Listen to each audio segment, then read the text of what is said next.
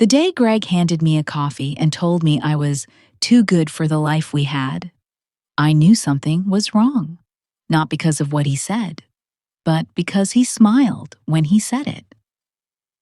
That same night, I walked into my office at Ridge County Medical and found my badge deactivated, my desk cleared, and a new nameplate already slid into mine. Lena Calhoun, the regional director's daughter, and Greg's new boss. Apparently, in more ways than one. If you've ever had your world flipped so fast it left you dizzy, I want you to comment the first word that came to your mind in that moment. Shock? Rage? Emptiness? Let's talk about it, because stories like this are more common than most people think. If this is your first time here, welcome. We tell real, raw stories of resilience, revenge, and rebirth after betrayal. Hit subscribe if you believe that truth has a way of finding its way to the surface, and if you've ever been the underdog that no one saw coming. Now, let me take you back to how it all really began. I was Alicia Monroe, 41, mother of one, office manager of a small but respected cardiology department in Boulder County, Colorado. Greg, my husband of 17 years, was recently promoted to hospital administrator. We had a rhythm, a life built on lunchboxes, Friday movie nights, and shared calendars. Liam, our 14-year-old, was just starting high school playing JV basketball and obsessed with learning to drive, even though he was years away from a license. Life wasn't perfect, but it was ours, or so I thought. What I didn't see were the after-hours meetings Greg kept taking with upper management, the gradual coolness in his touch, or the way he had started giving me compliments that felt off. "You've been such a solid anchor," he told me one night as we sat in the backyard, watching the sprinkler dance over the lawn. Some people never appreciate anchors until they're stuck. I laughed it off then. I wish I hadn't. The unraveling started quietly. A rescheduled date night, missed parent-teacher meetings, his gym bag that never made it to the gym. I ignored them all until the morning I got a call from Human Resources, asking why I hadn't cleared out my personal items. "Excuse me?" I asked, confused. "I'm not due for vacation until next week." The silence on the other end was telling. "Ms. Monroe, I assumed you were aware. Your position was eliminated yesterday." My hands went cold. By noon, I was locked out of my email, and Greg wasn't picking up. I drove to the hospital, parked in my usual space, and stood frozen in front of my glass-walled office.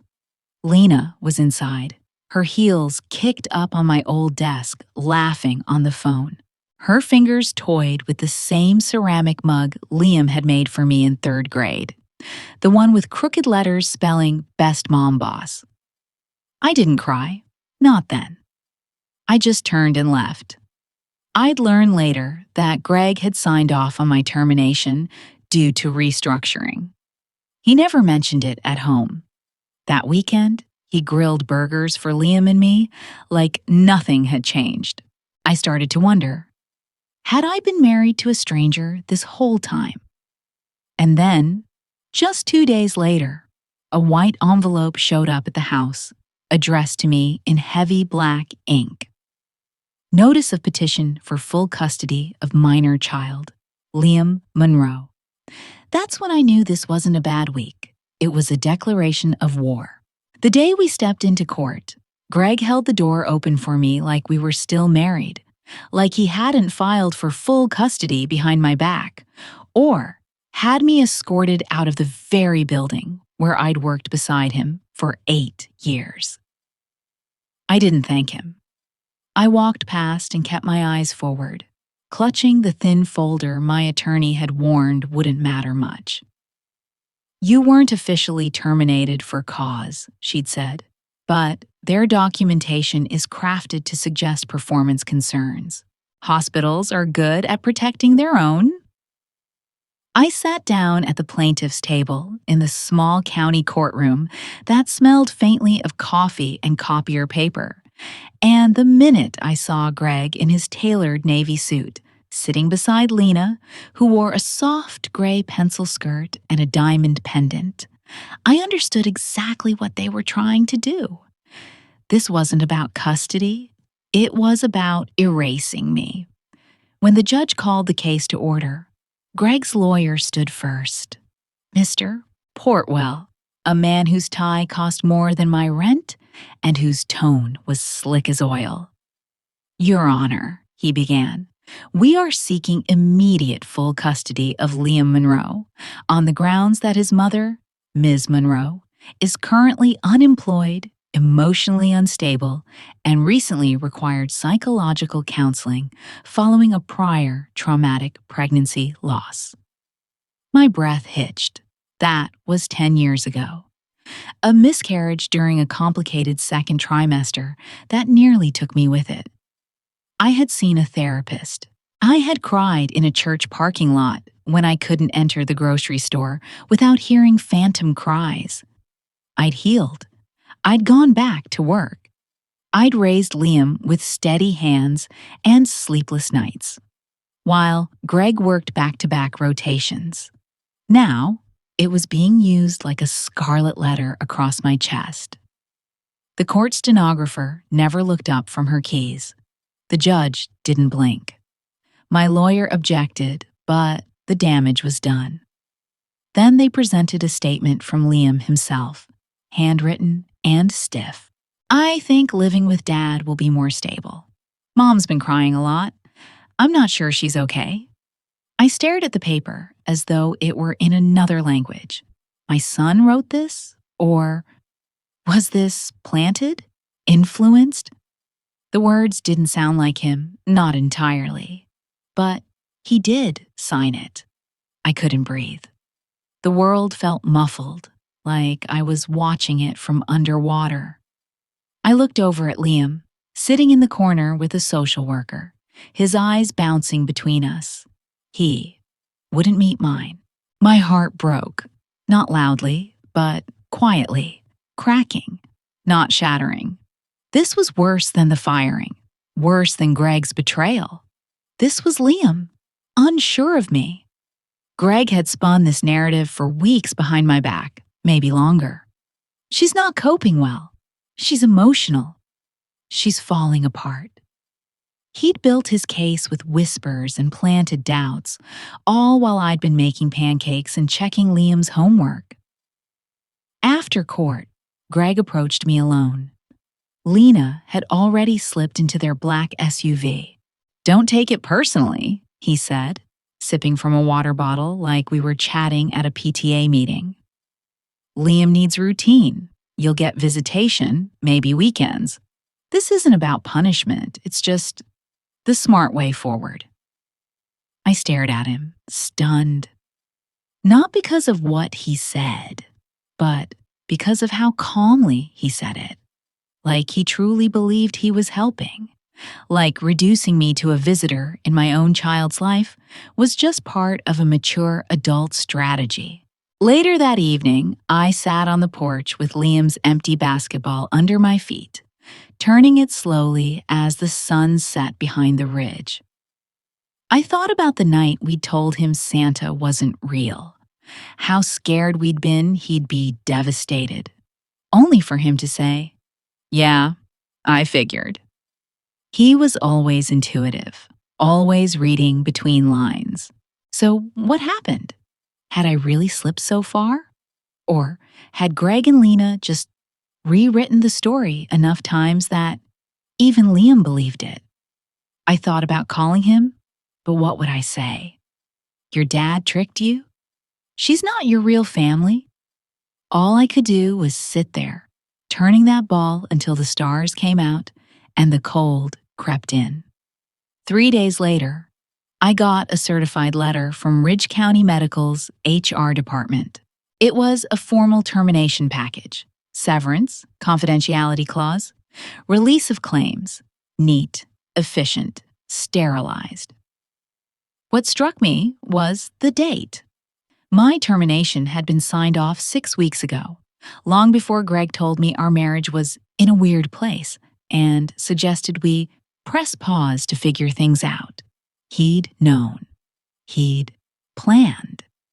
I'd just been the only one who hadn't read the script. That night, I took out our wedding album from the box under the bed and stared at our smiling faces on the courthouse steps. Me in a tea-length dress, him with his sleeves rolled up, and that same smile, crooked, confident, practiced. I ripped one photo in half, just one. I left the rest untouched. I wasn't ready to erase everything, not yet. But something was changing in me. Beneath the grief and disbelief, a new thread was forming, thin but strong. I could feel it. Rage, maybe, or resolve. Either way, it felt like something I hadn't had in a long time. Power. It wasn't much, just a flicker. But I'd lost my job, my reputation, and, if Greg had his way, my son. There was nothing left for him to take, which meant, for the first time in months, I had nothing to lose. And that's when I became dangerous. The Monday after the custody hearing, I went to the library, not to check out a book, but to sit in a quiet corner where no one knew me, where the silence didn't feel like judgment. I opened my laptop and typed a single sentence into the search bar: how to fight wrongful termination and win. It wasn't a scream. It wasn't even revenge, not yet. It was survival. Something in me had crossed over from grief to grit, and I didn't even notice the change until my fingers were typing without trembling. I had no income, a son who wouldn't return my texts, and a husband who'd rewritten our history while I was still clinging to the last page. But now I had time, and just enough rage to use it. I started small, reading employment law forums, downloading free PDFs from HR watchdog groups, taking notes like I was back in school. And the deeper I went, the more I noticed patterns. Lena's promotion wasn't just convenient, it was strategically timed. My own HR file had been edited in the weeks leading up to my firing. Subtle entries questioning my performance, staff morale concerns, and one note about an emotional outburst in a meeting that never actually happened. At first, I assumed I was alone in this. Just one unlucky middle-aged woman tossed aside for someone younger, sleeker, and connected. But then, during a late-night scroll through hospital admin forums, I came across a username I recognized, JVegas03, who commented under a thread about internal cover-ups. The name rang a bell. Jordan Vega, the IT intern who used to fix the printers on our floor, barely out of college, shy, soft-spoken, but sharp, very sharp. I reached out with a short message. Jordan, this is Alicia Monroe. We used to work on the same floor. Can we talk? The reply came 2 hours later. I've been waiting for you to ask. We met the next afternoon in the parking lot of a rundown drive-through coffee shack, halfway between his apartment and my temporary job as a receptionist at a dental clinic across town. Work I'd picked up to cover groceries while I sorted out legal stuff. Jordan looked older than I remembered, more tired, like someone who knew too much, but hadn't figured out what to do with it. He sipped an iced latte and didn't waste time. You know your HR file was changed retroactively, right? He said flatly. They backdated notes and added performance flags that weren't there 3 months ago. That's why the termination looked justified. I didn't say anything. I couldn't. I was on probation. I sat there, stunned, as he pulled out a flash drive and slid it across the table in a brown paper bag. "There's metadata. I've been saving it in case someone came looking. I figured it would be you." And just like that, I wasn't alone anymore. Over the next few weeks, I stopped reacting like someone who'd been blindsided and started operating like someone with a plan. I kept my head down at the dental office, answering phones and filing insurance forms. But every night, I combed through employee handbooks, state labor laws, and digital timestamps Jordan had pulled from the hospital server. I also began seeing a therapist again. Someone new, Maya Delaney, who didn't treat me like a broken bird, but like a woman loading a slingshot. "You don't need to burn everything down," she said. During our third session, "you just need to show them the fire hazard they built themselves." That line stayed with me. This wasn't about rage anymore. It was about exposure, about truth. Jordan and I worked quietly, like archaeologists dusting off buried corruption. He found inconsistencies in Lena's travel expense logs, missing audit trails on Greg's approval entries, and an internal memo between Lena and hospital leadership referring to my termination as a necessary sacrifice to streamline executive image before board audit. Their words, not mine. I didn't even know what executive image meant, but it chilled me. This wasn't just a betrayal, it was a campaign. I wasn't just fired, I was erased, intentionally, methodically. I contacted a civil attorney, Claudia Bexley, known in Boulder for going up against hospitals and actually winning. She was cautious at first. She'd heard too many cases with no proof. No teeth. But when I handed her the flash drive and let her scroll through Lena's padded reimbursements for spa visits filed as wellness retreats and email chains with my name redacted in emails marked confidential personnel mitigation, her eyebrows lifted. "This," she said slowly, "is a roadmap to war." Meanwhile, Greg continued playing the perfect dad. He posted Instagram stories of Liam's basketball games, brunches with Lena, captioned with things like, "Blessed co-pilots." I never commented. I never liked a single post. But I watched.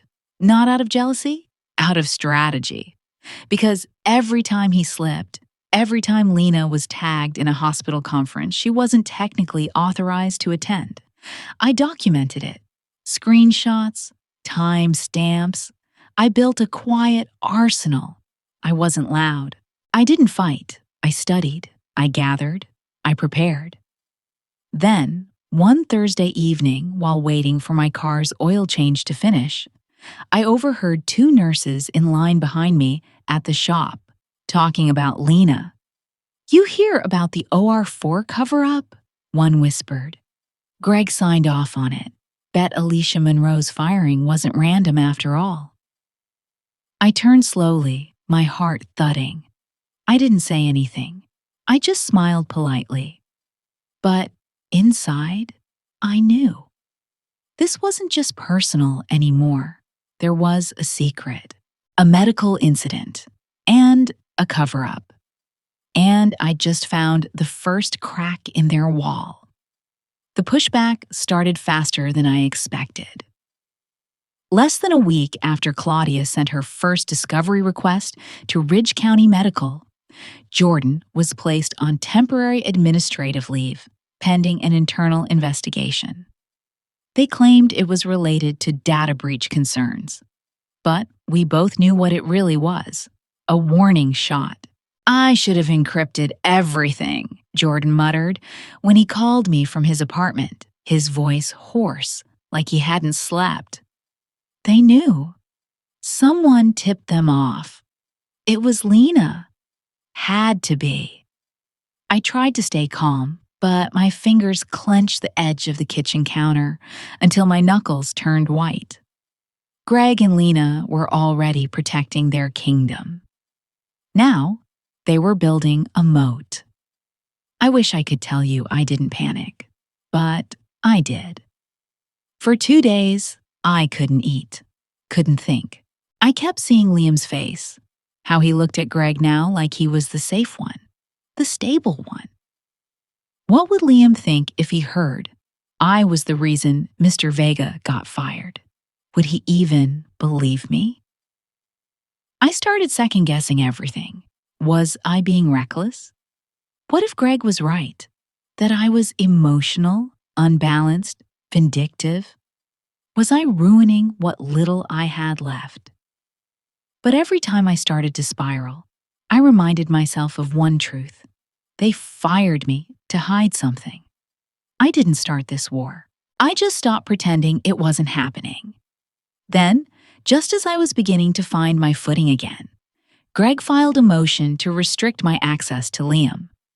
He claimed I was creating a hostile environment by sending messages disparaging his parenting and accused me of harassing hospital employees. The proof? A single email I had sent to a former nurse asking if she remembered anything unusual about Lena's patient files, twisted into witness intimidation. That's when it hit me.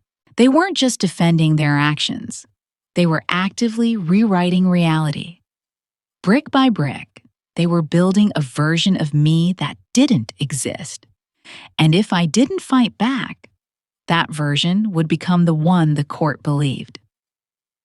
So, I changed tactics. I stopped reaching out to former coworkers directly and instead hired a licensed investigator, a woman named Elise Tran, who'd worked white-collar cases in Denver before setting up her own practice just outside the city. She had a quiet intensity, a former prosecutor's poker face, and a Rolodex of contacts that made Claudia whistle when she saw it. "You don't scare easily," I told her during our first meeting. She sipped her tea and said, "Neither do you. That's why they're coming for you."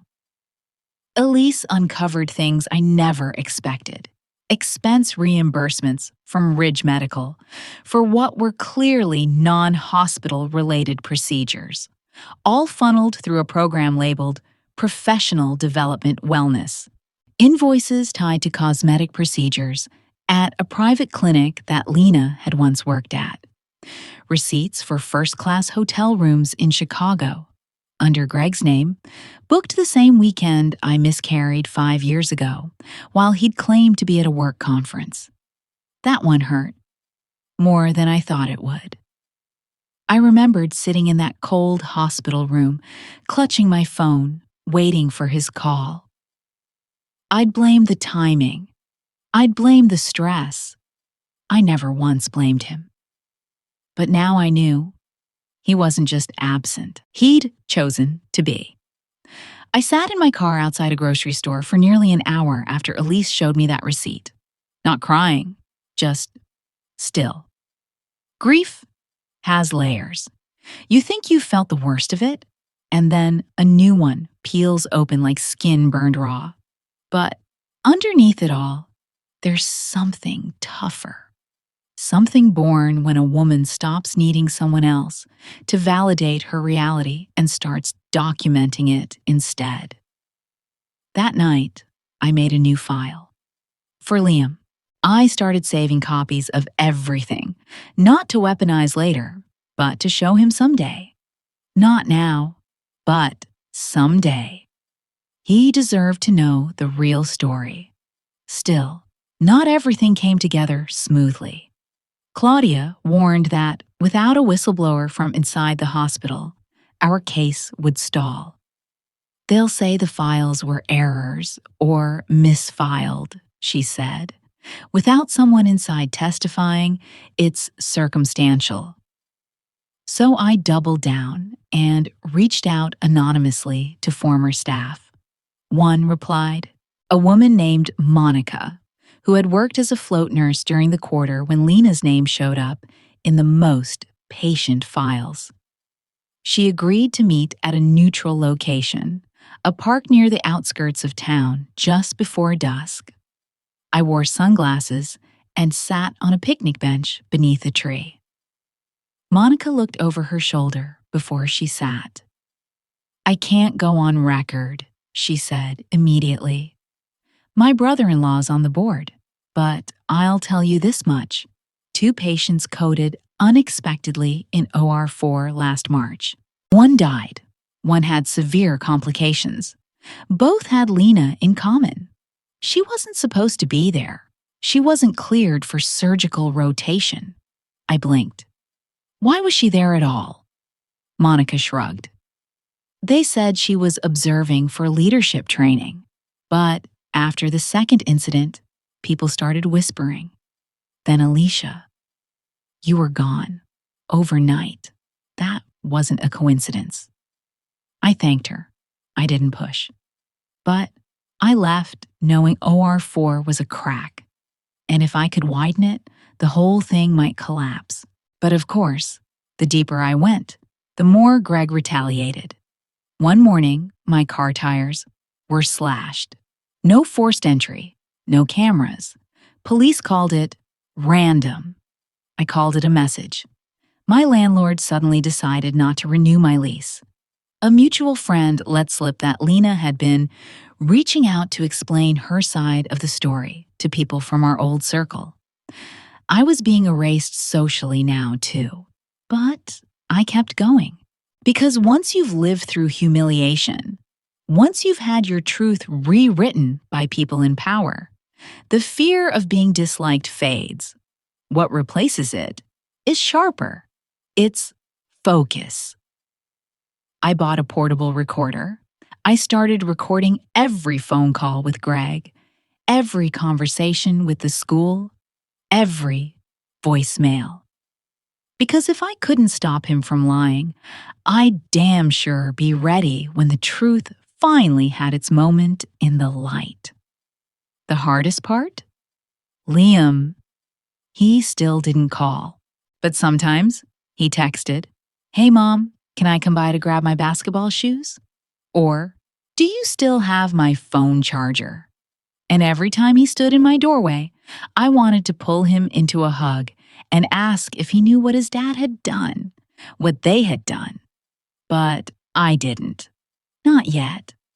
Because the time for confrontation was coming. But it wasn't now. Now was the time to build the truth brick by brick, file by file, word by word, until even Greg couldn't deny it anymore. The invitation arrived 2 weeks before the gala, nestled in a thick ivory envelope embossed with the Ridge County Medical insignia. A fancy gold seal, as if prestige could mask rot. I wasn't supposed to get one. The invite was addressed to Mr. Gregory Monroe and guest. But Greg still hadn't changed the default mailing address on the hospital's system. Maybe it was oversight. Maybe arrogance. Either way, the moment I opened it and read the words, "Annual Executive Leadership Gala, Honoring Administrative Excellence," something inside me snapped into place. This wasn't just some stiff corporate dinner. Greg was being honored. Publicly. For leadership. For integrity. For the very image he'd stolen from me and painted over with Lena's smile. That's when I knew. This wasn't just about proving the truth anymore. This was about reclaiming the stage they had built on my back. And if they were going to light it up in front of donors, board members, and press, then I was going to hand them the match. I called Claudia. "We're done waiting," I told her. "It's time." We had everything. Monica's unofficial testimony, Jordan's metadata logs, Elisa's invoice trail, and, most importantly, the recorded phone call Greg hadn't realized I captured 2 weeks ago during a tense co-parenting exchange. I'd brought up Liam's annual physical. Greg had snapped that he already handled it and that some things are better left off insurance records. You don't need to know everything. The way he said it, cold, careless, matched the tone from the medical audit Elise had found in Lena's expense report. I didn't need to know everything. Now, I knew enough. Claudia reached out to the hospital board's ethics chair, a woman named Dr. Kendra Sullivan, who'd once shaken my hand during a staff fundraiser and told me I was the real backbone of Greg's success. Funny how people only remember the truth when you show them proof. To our surprise, Dr. Sullivan didn't ignore the evidence. In fact, she called an emergency board session 90 minutes before the gala, with Greg completely unaware. Meanwhile, I got ready. I didn't rent anything extravagant. I wore the same black sheath dress I'd worn the last year. I still believed Greg loved me. I let my hair down this time. No high bun, no pearls, just me. Real, visible, and walking through the doors of the Edgewater Hotel ballroom like I owned the oxygen. Heads turned, but no one said anything. Some recognized me. Most weren't sure how to react. I could see Lena across the room, laughing with a group of physicians, her lips painted in a shade too similar to the one that stained my memory. She noticed me only after Greg did. His face dropped for a second, just long enough to let me know I still lived somewhere in his fear. He made his way toward me, forcing a smirk. "Bold move, showing up uninvited," he said through clenched teeth. "You're not exactly on the guest list." I leaned in just slightly and whispered. Neither was Monica's patient, but she ended up in OR4 anyway. The color drained from his face. I walked away before he could respond. The lights dimmed. The program began. Speeches, small talk, polite laughter. My heart thudded beneath my ribcage, not out of fear, but anticipation. This wasn't a moment. It was the moment. When Greg's name was called, the applause was polite but full. He strode up to the podium with that same charismatic gait he'd used to charm interns and gaslight judges. "Leadership," he began, "isn't about being perfect. It's about making the hard decisions, the right decisions, even when they aren't popular." I saw Dr. Sullivan shift in her chair. The hospital director, seated beside her, glanced at his phone. Something was coming. Greg went on. "Tonight, I'm proud to accept this award, not for me, but for the people who've stood beside me in the trenches. People like my team and my partner, Lena, who..." That's when Agent Wyatt stepped into the aisle. A calm-suited man from the Department of Health Compliance, flanked by two uniformed officers. He didn't need a mic. The room hushed as soon as the badge flashed. "Gregory Monroe," he said clearly, "we need to speak with you regarding a pending investigation involving misappropriation of hospital funds, suppression of medical error reporting, and retaliatory termination." Gasps echoed like ripples. Lena stood frozen at their table, blinking rapidly like a glitching screen. Greg tried to stammer something, but Agent Wyatt calmly produced a printed notice and handed it to him. "This is not an arrest, Mr. Monroe, but you are expected to appear for a formal deposition by the end of the week. Failure to comply will result in charges being filed." Greg's hands trembled. He looked around the room for someone, anyone, to save him. But all he found were turned faces, quiet murmurs, and a sea of people who suddenly didn't want to be associated with the man of the hour. As he stepped off the stage, I didn't say a word. I didn't need to, because the truth was louder than anything I could have screamed. Outside, in the hotel foyer, Claudia and Elise were already updating the press contact we tipped anonymously. The story was going to break within the hour. But that wasn't what satisfied me most. What did? Was when Liam texted me at 9:14 p.m. "Saw the clip. Are you okay?" That's all. Just 7 words. But it was the first real message in months. And I knew, as I stood in that hotel lobby watching my ex-husband's world begin to collapse under the weight of his own lies, that I was finally being heard. Not just by Greg, not just by Ridge County Medical, but by my son. And I wasn't done. The media didn't waste time. By sunrise, the local news cycle was flooded with headlines like "Hospital exec under fire for retaliatory firing" and "Allegations of cover-up emerge at Ridge County Medical." Greg's face was everywhere. On the 10 o'clock news, in screenshots circulating on Facebook, and clipped into TikToks that ended with audio of Agent Wyatt's voice saying, "Failure to comply will result in charges being filed." The morning after the gala, Greg resigned under the vague phrasing of family reasons, and the hospital released a carefully worded statement about launching an internal review.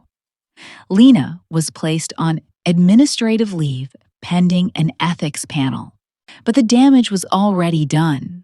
Her reputation, so carefully curated, unraveled under the weight of Elise's documents and anonymous witness tips that followed. Nurses began to speak up. Jordan's forced leave was reversed. Monica, the float nurse, contacted me again, this time with an offer to testify if needed. The wall they'd built to keep people like me silent had cracked wide open. And, though the legal battle wasn't over, the illusion of their invincibility was. Greg texted me once, just once. "You win. Congratulations." I didn't reply. There was nothing to say to a man who viewed parenthood, marriage, and justice as things to win or lose. What mattered more was that Liam started visiting again, not overnight at first, just for dinner. He was quiet, withdrawn, like he was measuring who I'd become. He brought his laundry the first time, didn't eat much, left early. But the second time, he stayed longer. He asked about the news. Was it all true? He finally asked as we sat on the porch, the air heavy with a coming summer storm. All of it? I looked at him, not like a child, but like someone on the edge of manhood, trying to understand the world he'd been raised in. "Not all," I said softly. "Some of it was worse. Some of it I protected you from." He nodded slowly. I think I believed him because it was easier. That one stung, but I understood. "Me too," I said, "for a long time." That night, he hugged me before he left, not stiffly, not out of obligation, but like a son who finally felt the foundation again. And for the first time since the day I was fired, I slept without dreaming of doors closing. Meanwhile, Claudia filed the wrongful termination suit, and Ridge County Medical entered private settlement discussions before the formal depositions even began. They didn't want more publicity. Not with Monica preparing to testify and 3 other former employees stepping forward with statements of procedural misconduct and medical mishandling. The negotiations took weeks. Greg was subpoenaed. Lena refused public comment. And, in the end, I received a financial settlement large enough to cover years of lost income, legal costs, and, most importantly, Liam's entire college tuition fund. I placed it in a trust under both our names, not because I owed Greg anything, but because I wanted Liam to know that his future would not be built on lies or lawsuits, but on resilience and truth. When my lease expired, I didn't renew. I didn't return to the old house either. Too many shadows. Instead, I moved 2 towns over. just far enough for space, just close enough for Liam. I found a quiet rental with a garden, 2 bedrooms, and a small home office. I used part of the settlement to launch something I dreamed of back when I still believed Greg and I were partners, a consulting service for women navigating employment retaliation and legal intimidation. I called it Backbone. Simple, honest. It started with a few clients, then more, then a blog, then phone calls from journalists asking for commentary on power dynamics in healthcare administration. I didn't seek fame. I didn't want it. But I did want the truth to ripple outward, to find other women before they broke. One Saturday afternoon, as I unpacked a new office chair, Liam showed up with Thai takeout. No warning. Just walked in like he belonged, because he did. "You working?" he asked, glancing at my laptop. "Technically," I said, closing it, "but I'm done for now." We ate in the backyard under a string of lights I'd installed myself, and when he asked if I'd ever forgive his dad, I didn't hesitate. "Forgiveness isn't for him," I said. "It's for me, and I'm not there yet, but I'm working on it." He nodded. Didn't push. Just took another bite of Pad CU and changed the subject to school. We laughed, and it felt real. Not like we were rebuilding something broken, but like we were starting something new.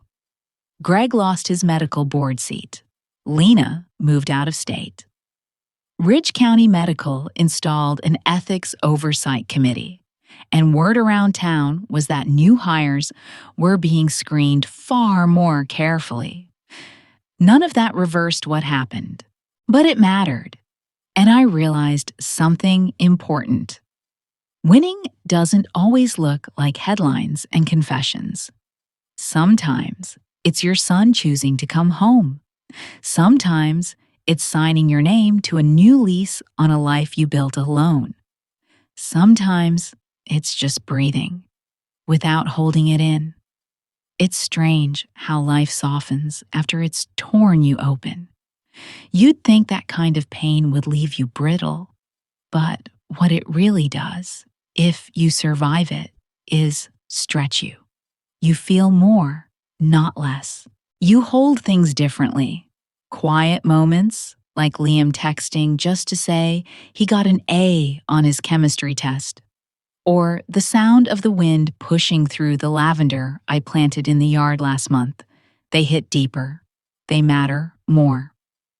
6 months after the gala, I stood in front of a group of women at a local women's center, giving a talk on navigating truth through retaliation. There were about 30 of them, some young, some retired. All had a story. I didn't speak from a podium. I sat on a stool and told them what happened. Not just the headlines, but the parts no one ever sees. The loneliness of being disbelieved, the rage of watching someone smile while you're crumbling, the ache of losing your child's trust and not being allowed to scream your side of the story. I told them about the day I finally stopped asking, "Why me?" and started asking, "What now?" And then, at the end, I told them the truth that saved me. You don't get to control what breaks you, but you do get to decide who you are after the wreckage. Some of them cried, some just nodded. But all of them saw me, not as a victim, not as someone lucky, but as someone who made a decision, a choice to rebuild. Liam spends every other weekend at my place now. He likes it better here, he says. It feels like real life. No pretending. He still talks to Greg, but it's different now. More like a student observing his teacher than a boy worshiping his father. He's learning. I don't interfere. I don't feed the fire. Kids need to draw their own conclusions. And if I've learned anything, It's that silence can be just as powerful as truth, as long as it's chosen, not forced. One Sunday morning, we sat on the floor, putting together an IKEA bookshelf, laughing at the ridiculous instructions. And he looked up and said, "You seem lighter now." And he was right. I hadn't noticed it until then, but it was true. My spine didn't hurt as much. I didn't check my phone with dread. I didn't rehearse conversations in the mirror. I was living again, not as Greg's wife, not as Ridge County's silent workhorse, not as the woman who was fired and humiliated, but as Alicia Monroe, survivor, mother, business owner, and truth teller. Sometimes I still get emails from people who followed the case online. Strangers thanking me for being brave. I appreciate them, but I don't feel brave. I feel honest, and that's enough. Because for years, I bent myself to fit into a life that wasn't built for me. I made myself smaller to make Greg shine brighter. I justified being invisible because I thought that's what loyalty looked like. But now I know better. Real loyalty doesn't ask you to disappear. It asks you to stand beside, not behind. And real love? It doesn't punish you for breaking. It helps you gather the pieces. On the anniversary of my firing, I lit a candle and placed it on my desk, not as a mourning ritual, but as a marker. The day my life cracked open and finally let the light in. I've stopped waiting for apologies. I've stopped checking who's still watching. I live quieter now, but stronger. And if there's one thing I want anyone listening to this to remember, it's this. Sometimes the people who try to bury you are just underestimating how deep your roots go. You don't just survive the storm, you bloom after it.